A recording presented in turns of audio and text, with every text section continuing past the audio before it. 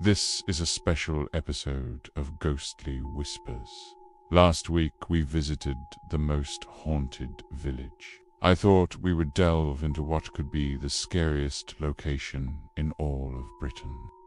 But before we begin, let us know in the comments if you believe in ghosts. Also, like and subscribe to our channel so that we can keep making these videos.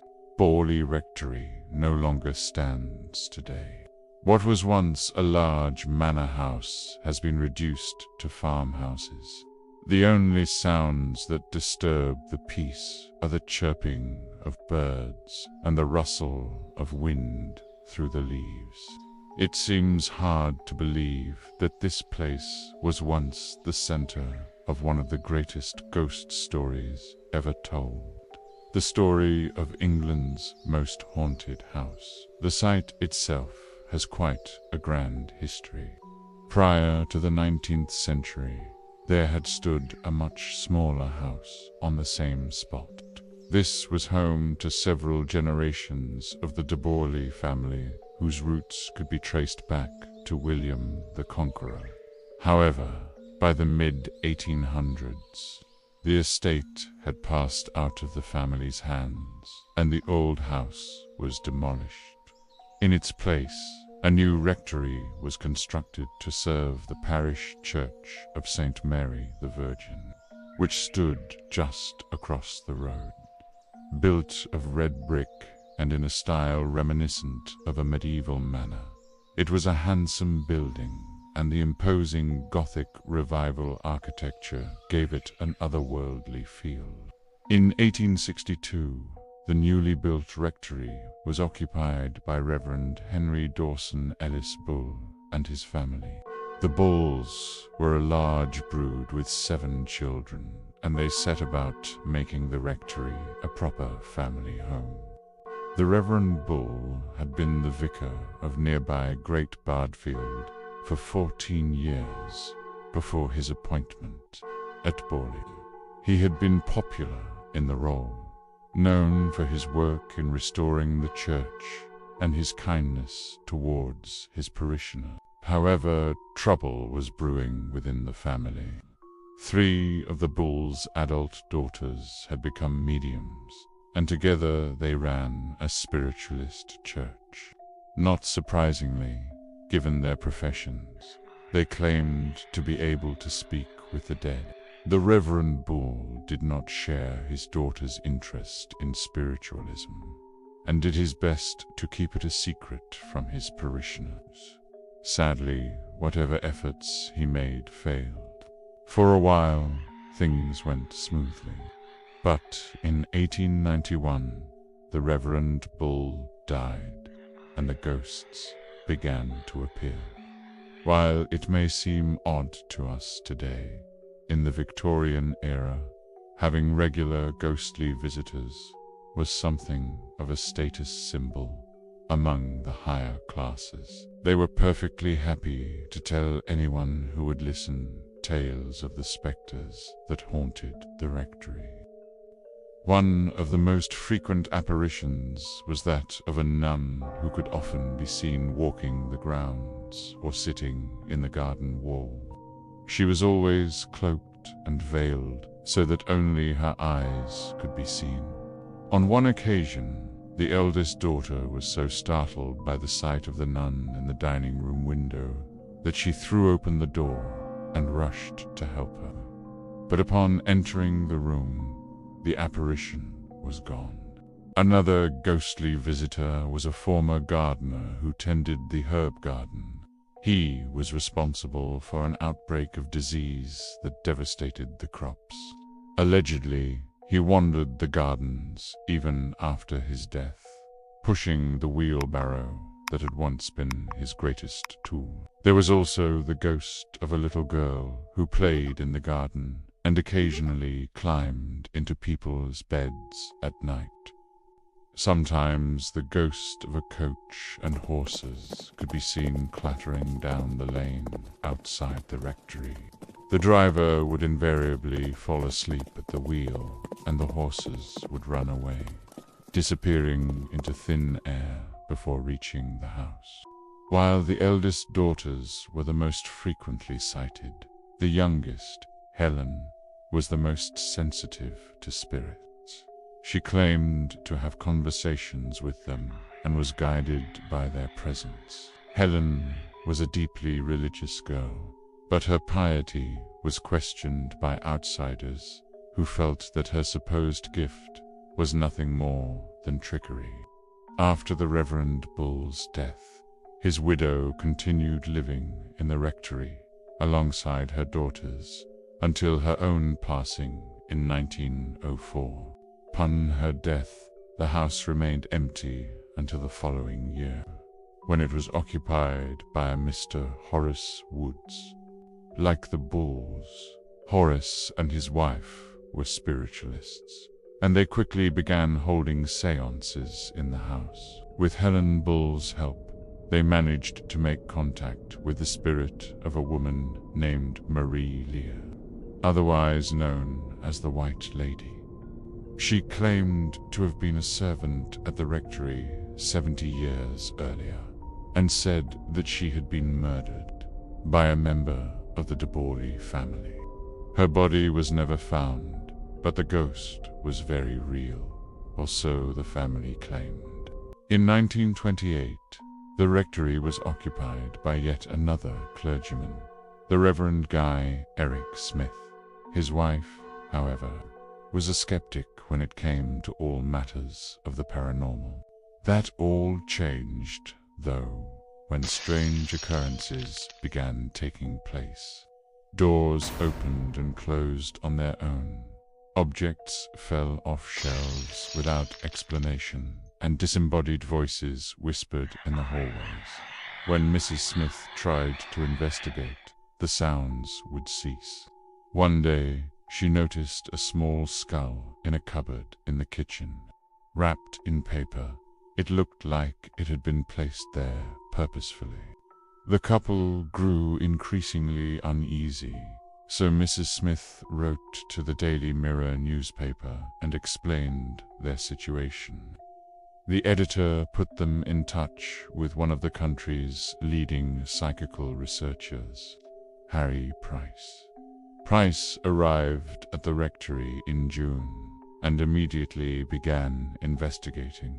He brought with him a team of assistants, and together they attempted to communicate with the ghosts. Price was a showman and loved nothing more than the limelight. He dressed in the height of fashion and carried himself with an air of effortless sophistication.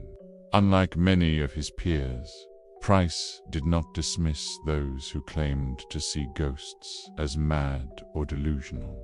Instead, he took their experiences seriously, even if he didn't always believe them to be true. On June 13th, Price was invited to participate in the drawing room. It was here that he first met Marianne Foister, the Smiths' niece, who would soon become a central figure in the Borley Rectory scandal. The séance was conducted by the Smiths' two daughters and Helen Bull. As darkness fell, the girls began communicating with the spirit of Marie Loire. They claimed that she wanted to lead them to her remains so that she could finally rest in peace. In the early hours of July, Price joined the others as they searched the garden. After a while, they heard the sound of scratching in the gravel and followed it to a rose bush where a small wooden box was discovered. Inside, they found a human skull. Price was beside himself with excitement. Had they really unearthed the remains of a murder victim? Not long after, he arranged for the skull to be buried in a nearby church. To no avail with each passing month, the haunting grew worse. On one occasion, Mrs. Smith was thrown from her bed by an invisible force and left with bruises. More and more messages appeared on the walls, seemingly written by unseen hands. At least 6 people who visited the rectory claimed to have witnessed paranormal phenomena, lending credence to the story. It all culminated on Christmas Eve, when Price decided to spend the night in the house. Just after midnight, the lights went out and a heavy object was thrown across the room. Startled, Price hid under a table with some of his assistants. Suddenly, the lights flashed on and a portrait hanging above the fireplace had vanished. Price fled the room and the house. By the following spring, the Smith family could stand it no longer. They abandoned the rectory, and Price found himself alone in the haunted house. Over the next few months, he continued his investigation, inviting members of the press to witness the phenomena for themselves. His guests included officials from the Society for Psychical Research and representatives from newspapers and magazines. As autumn approached, the activity reached fever pitch. A local carpenter was asked to board up some of the windows and doors, turning the rectory into something resembling a prison cell. On October 10th, Price awoke in the middle of the night and switched on his bedside lamp. He sat there, watching the shadows flicker on the wall, and listened to the wind howling outside. Then he heard a crash. He got out of bed and walked slowly to the far corner of the room. There, lying on the floor, was a candlestick. Price's heart pounded as he watched it slowly rise from the floor, spin around, and then sail through the air. It hit the wall with a thud. 3 days later, Price had fallen ill and spent most of his time in bed. Despite his condition, he listened intently as the house creaked and moaned in the wind. Then, suddenly, he heard the sound of dragging footsteps on the stairs. Weakly, he called out, "Come on upstairs," hoping that the ghost would appear. But when he got out of bed, the noise had stopped. Before he could dwell on the matter, however, the house shook violently. The floorboards split beneath his feet and flames erupted in the hall. The fire spread quickly, and Price escaped through a window with only minutes to spare. He collapsed in the street, overcome with exhaustion and shock. He was eventually taken to a friend's house where he recuperated. But when he learned that his research, notes, and equipment had been lost in the blaze, he felt disheartened. Still, the story of Borley Rectory had captured the public imagination, and Price had done a good job of marketing himself to the press. He was paid speaking fees for recounting the tale at venues around the country. Over time, the story faded from public memory, but the Borley Rectory remained a hot topic among ghost hunters. It wasn't until 1954 that the ghosts of Borley were challenged. The following year, the Society for Psychical Research published a report detailing its investigations into the rectory. It concluded that Price had deliberately fabricated parts of the story. To make matters worse, it emerged that he had stolen money from his supporters. Price responded to the criticism by claiming that the report had been biased, and that the SPR was simply trying to damage his reputation. Unfortunately for Price, he would never live to refute the claims against him. He died of cancer in 1948. Today, the site of Borley Rectory is marked by a blue plaque. It reads, "Here stood Borley Rectory, famous throughout the world as the most haunted house in England." Whether or not this was ever true, however, is another matter entirely.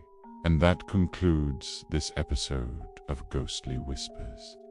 We hope you enjoyed hearing the chilling tale of Borley Rectory.